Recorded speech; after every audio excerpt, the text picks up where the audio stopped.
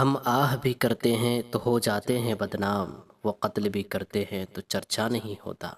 Police को 15 seconds के लिए हटा दो। बीजेपी की खातून रुकने पार्लियामेंट नवनीत राणा की इश्तियाल अंगेज तकरीर। जी हाँ दोस्तों, बीजेपी की खातून रुकने पार्लियामेंट नवनीत राणा ने मजलिस के फ्लोर लीडर अकबरुद्दीन ओवैसी के खिलाफ इंतहाई काबिल एतराज़ और इश्तियाल अंगेज बयान देते हुए कहा कि छोटा कहता है कि पुलिस को 15 मिनट के लिए हटा दो, हम देखेंगे कि हम क्या कर सकते हैं। मैं उनसे कहना चाहती हूँ कि तुमको 15 मिनट लगेंगे, अगर पुलिस को 15 सेकंड के लिए हटा दो आप समझ नहीं पाओगे कि कहाँ से आए हैं और कहाँ जाएंगे। सिर्फ 15 सेकंड ही काफ़ी है। उन्होंने बीजेपी की हैदराबाद उम्मीदवार माधवी लता की हिमायत में मुनक़िदा एक जलसे-आम से खिताब करते हुए ये इंतहाई संगीन और काबिल एतराज़ रिमार्क्स किए हैं। नवनीत राणा महाराष्ट्र के अमरावती के रुकने पार्लियामेंट हैं और इस मरतबा भी वो बीजेपी की उम्मीदवार हैं।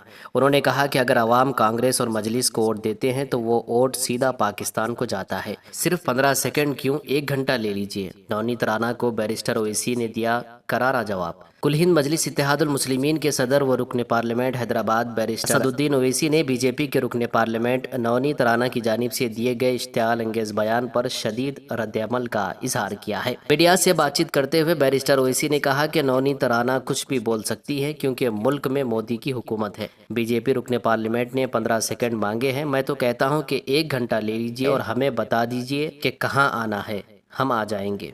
साहब, जो कुछ नवनीत राणा ने बयान दिया है उस पर सबसे पहले आपकी प्रतिक्रिया क्या बोले वो नहीं मालूम है। मैं 15 मिनट 15 सेकेंड उन्होंने कहा कि छोटे ने कहा 15 मिनट, हम कह रहे हैं कि 15 सेकेंड। बिल्कुल बिल्कुल मोदी जी को मैं बोल रहा हूँ कि 15 सेकंड दे दीजिए आप, बिल्कुल 15 सेकंड दे दीजिए। आप क्या करेंगे, अखलाक का हाल करेंगे, जैसा मुख्तार को किया वही करेंगे, या पीलू खान या फिर अपने रकबर, बिल्कुल आप दे दीजिए। मोदी जी के पास इख्तियार है, दे दीजिए 15 सेकंड। 15 सेकंड ने बल्कि 1 घंटा ले लीजिए ना।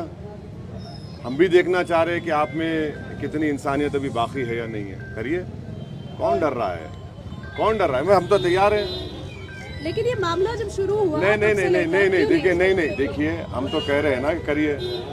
अब कोई ओपन कॉल कर रहा है सब चीज़ों का, तो ठीक है करिए आप, कौन रोक रहा है आपको। दिल्ली में प्रधानमंत्री आपका, RSS आपकी, सब चीज़ आपका है, करिए, कौन रोक रहा है आपको।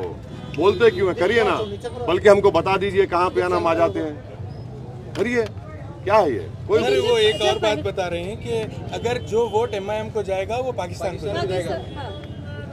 तो ऐसा है ना कि 2014 में नरेंद्र मोदी अफगानिस्तान से अचानक नवाज शरीफ घर में लाइट देखे उतर गए, बिन बुलाए मेहमान, बेगानी शादी में अब्दुल्ला दीवाना पहुंच गए। तो वो क्या था फिर, वो क्या था।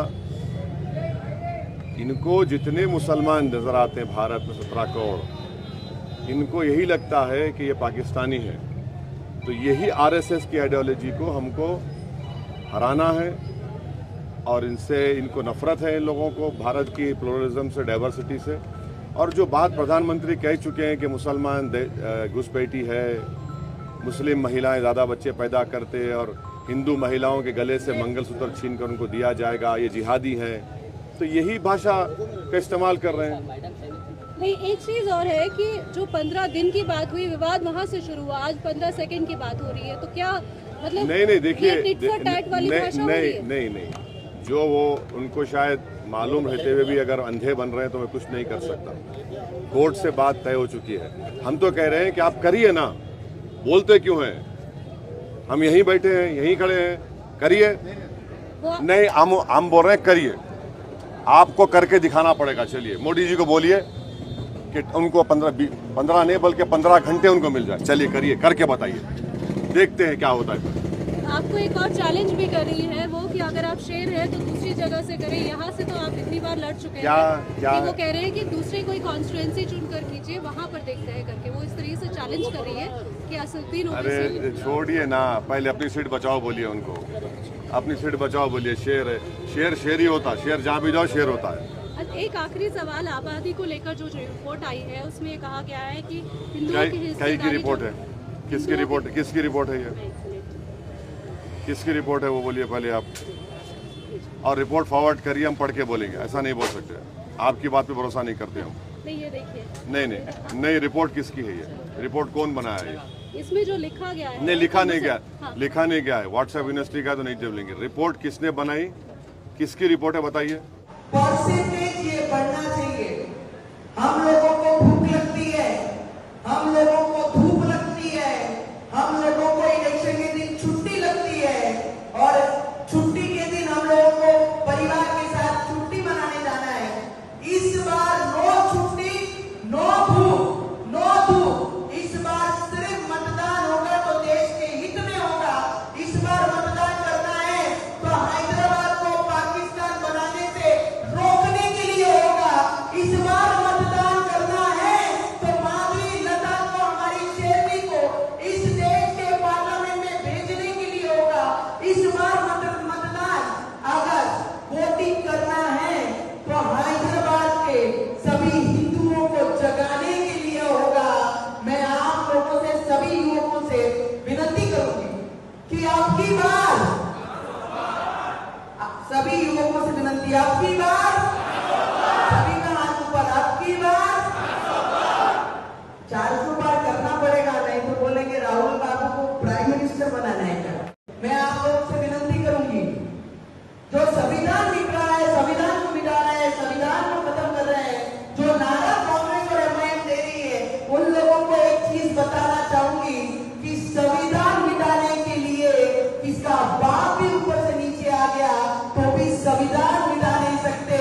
ये चीज आप लोगों ने याद रखना, क्योंकि हमारे देश के प्राइम मिनिस्टर जब नया पार्लियामेंट बनता है तो सर पे संविधान लेके नया पार्लियामेंट में जाते हैं। अरे संविधान का सम्मान करने वाले इस देश के प्राइम मिनिस्टर है, जिन्होंने आदिवासी महिला की, आदिवासी बेटी को प्रेसिडेंट बनाया, राष्ट्रपति बनाया, तो वो संविधान बचा सकते हैं। संविधान कांग्रेस नहीं बचा सकता। सभी कांग्रेस ने हमेशा दलितों को, पिछड़ों को पीछे रखने के लिए कांग्रेस ने हमेशा काम किया है और संविधान और पिछड़ों को सम्मान देने का काम अगर किसी ने किया है तो देश के प्राइम मिनिस्टर ने किया है। क्योंकि गरीब परिवार से बिलोंग करने वाली जो हमारी आज प्रेसिडेंट है, राष्ट्रपति है, उनको इतने बड़े स्तर पे कांग्रेस ने नहीं, देश के प्राइम मिनिस्टर नरेंद्र मोदी जी ने भेजा है। तो संविधान कांग्रेस खत्म कर रही है। संविधान को खत्म करने के लिए जब इंदिरा गांधी जी का पद गया, तब संविधान के पन्ने बदलने के काम अगर किसी ने किए तो कांग्रेस सरकार ने किए। पिछले 10 वर्षों में संविधान को हाथ भी नहीं लगाया वो हमारे देश के प्रधानमंत्री है, क्योंकि दलितों के साथ, पिछड़ों के साथ उनका सम्मान करने का काम हमारे देश के प्राइम मिनिस्टर जी ने किया है। आपकी बार हैदराबाद में क्या खिलेगा, सबका हाथ ऊपर, आप हैदराबाद में क्या खिलेगा। दोस्तों, इस पर आपकी क्या राय है कमेंट करके ज़रूर बताइए और इस वीडियो को लाइक और शेयर भी कर दीजिए।